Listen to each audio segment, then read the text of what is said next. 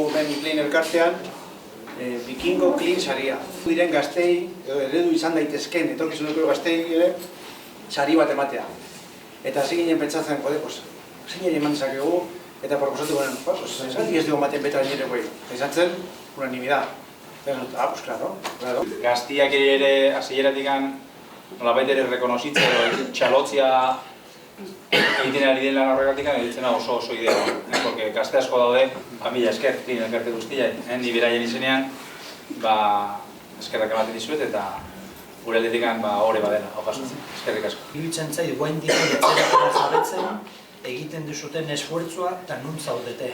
Azkeneko urtean Hondarribia trainera etzunater urtea gugan ginen eta etzen inor agertzen Arraun elkartetik.